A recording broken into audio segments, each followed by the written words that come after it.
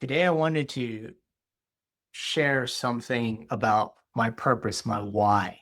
So, a little bit different from home care, but I am a firm believer that in this space, if you're in home care, if you're a caregiver watching, or if you're a family going through something with a loved one that's aging or dealing with a chronic disease, it's really important to keep grounded and understand your purpose and why, even when it's hard. How I got into home care and owning a right at home. So, a bit background about myself as a person, born and raised in LA. I started my career and I really started in consulting. So, I built software essentially for large corporations. Think Fortune 500, Fortune 1000 companies, Apple, Walmart, Macy's. They were all customers of mine at one point. Building software. I spent 20 years in there and I met my late mother-in-law almost 8 or 9 years ago. She didn't like what I did for a living, building software. I mean, it put food on the table. It was a good career. Maybe I felt at times I had purpose, but she always wanted me almost every month. And I knew her when she was alive for a good 6 years. She didn't like what I did. She felt that I needed to help others and make a living doing it would be better. And she's a person of high faith. And she really felt in this lifetime, humans need to find a purpose and need to learn, but also need to give back and help others and be compassionate and empathetic of others. She reminded me every month that she didn't like what I did for a living. Or she would always say, make clean money. She was homebound it was a really hard life for her. She was a single mom. She was homebound the last 8 years of her life. You know, when I met her, she had a caregiver already doing 40 hours a week. And I let my wife handle all that. We would see her every 1 or 2 weeks and visit her. We lived about 30 minutes away from her home. She refused to go see a doctor for the last 20 years of her life, just the way she wanted. And if you're watching this, you know, as a loved one, sometimes it's not logical. They have every right. She was cognitively there. She had rheumatoid arthritis. There's deformity in her fingers, so it was getting hard for her to move. She always felt cold. She never left the house. She was, like I said, homebound the last 8 years of her life. Quality of life was terrible. It was a miserable life. She was more of a hermit by the time I met her. She had a private caregiver, and then COVID hit. And her caregiver gave us a 1 day notice and quit. Luckily, both my wife and I were working remote. So we figured something out. I became her caregiver as well for the last 2.5, 3 years of her life. We actually just celebrated 3 years, her anniversary of her passing, September 8th.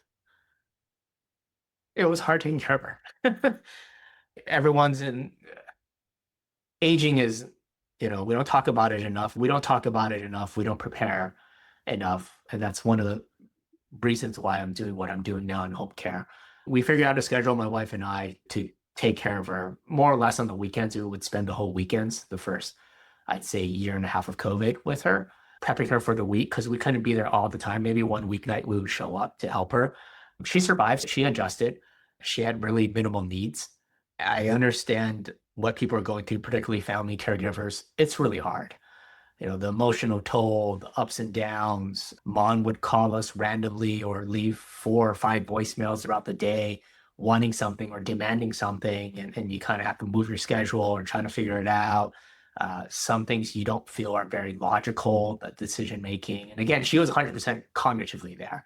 I mean, she remembered everything still, but she had her opinions and it was her life. So anyhow, we took care of her for, like I said, the last 2.5, 3 years of her life.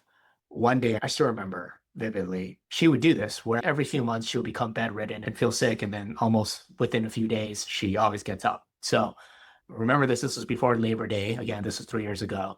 So either the Wednesday or Thursday before Labor Day, I'm pretty sure it was the Thursday before Labor Day weekend, she became bedridden. She called my wife and said, I need help. I can't get out of bed.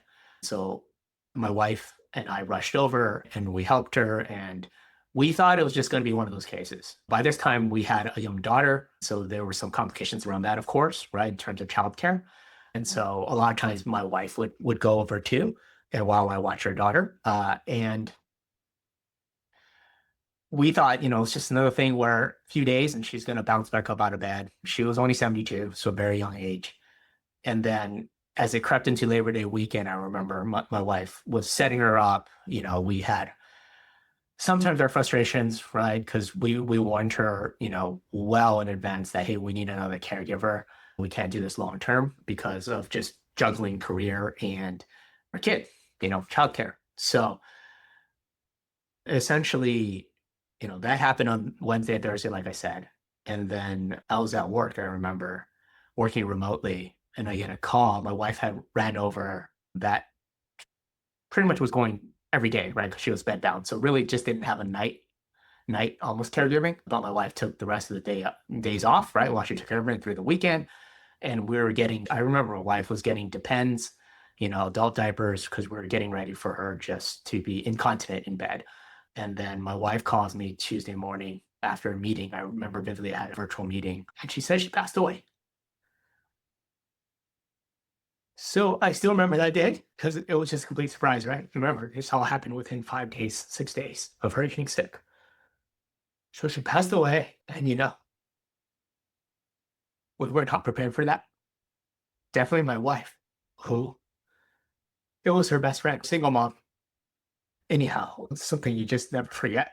But so, by this time, I rushed, we told our nanny to come home, right? She had taken out our kid out to the park and just in a complete panic, right? Just rushing to go see my wife and see my mother-in-law.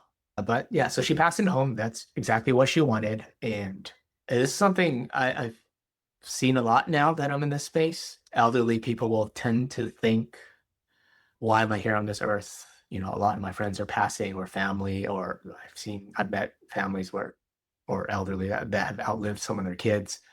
And they just think, what's the quality of life? I'm quite frankly just waiting here to die, is what they tell me. And I think my late mother-in-law was like that too, particularly the last 2 years of her life. She didn't really understand it's a hard life. She was always in pain. She's gonna leave the house. So yeah, so that's what mom wanted, right? Fast forward that, right? That day forward, I essentially abruptly, more or less, got laid off. I mean, I got some notice beforehand that I would I would get laid off, and then it happened really 2, 3 months after my mother-in-law passed. So you can imagine the trauma of that, going through that. Not fun at all. But yeah, and then really circling back on my purpose is I thought about what I want to do in life, what I want to do in the second half of my career. After the layoff, it was hard, quite frankly, finding a job. And I kept thinking about what my mother-in-law said, which was, you should help others for a living. I thought of my late mother-in-law and being her caregiver and how hard it is for families and loved ones, and even, of course, particularly the client or patient, the person who needs the help. And so that's why I got into the home care space, was that purpose of helping others, because I know how hard it is, again, the emotional side, let alone navigating the healthcare system. It's hard, and we don't prepare people for this at all. And there is no, frankly, social safety net, if anything. So I wanted to record this really just for my purpose so people know. And I always share this story when I can with families and patients to know that this is why I'm here. I'm here for them. I've been through it. It might be slightly different, but again, like I said, you're not alone. There are resources out there. You have to look, or someone could call me anytime. Doesn't matter, because I went through it and no one should do it alone. So if you've gotten this far, and I appreciate you getting this far with me, just wanted to share my why of why I have a right at home care agency and how I got into this space. Hopefully someone finds this encouraging and know that you're not alone. There's help out there. All right. Take care. Thanks for watching.